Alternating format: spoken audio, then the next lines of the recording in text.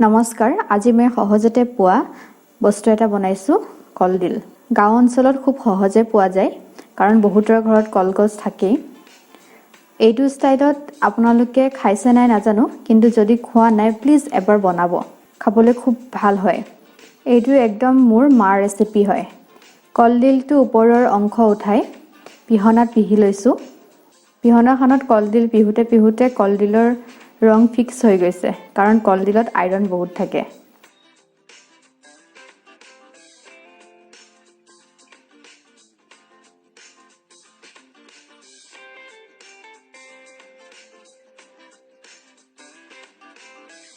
গোটেইটো পিহি লোৱা হ'ল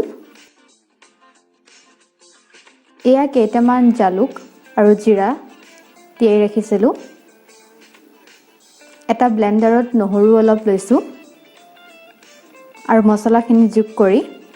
এটা ধুনীয়া পেষ্ট বনাই লম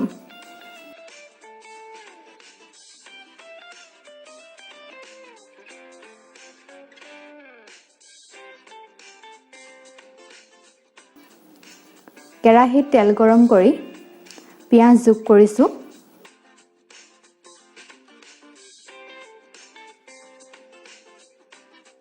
এয়া মছলাৰ পেষ্ট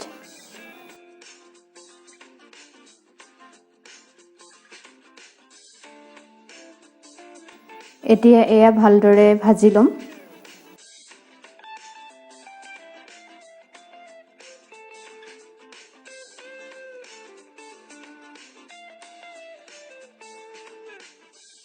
হালধি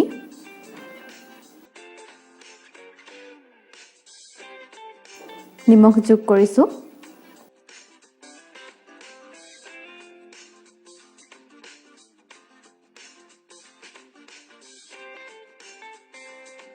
এতিয়া কলডিলখিনিও যোগ কৰিলো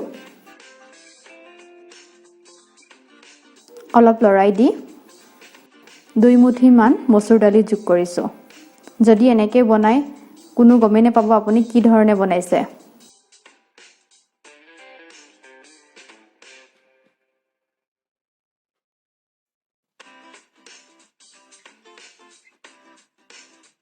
ভালদৰে মিক্স কৰি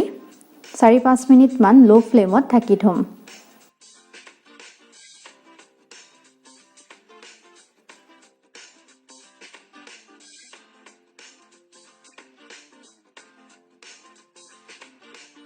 ঢাকনি খুলি লৰাই দিছো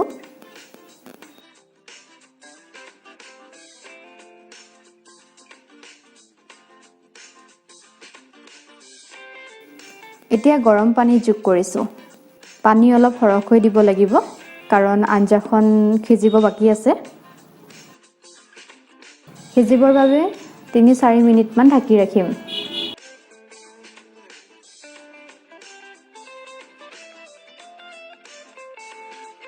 যেতিয়া এইদৰে উতলি আহিব ঘুটনি মাৰি দিব যাতে দালিখিনি ভাঙি ভালদৰে মিহলি হৈ যায়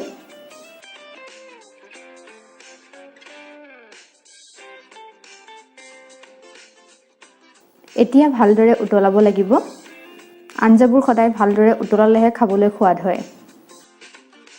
যেতিয়া আঞ্জাখন দেখিবলৈ এনেকুৱা মিহি হৈ যাব তেতিয়া গেছ অফ কৰিব পাৰে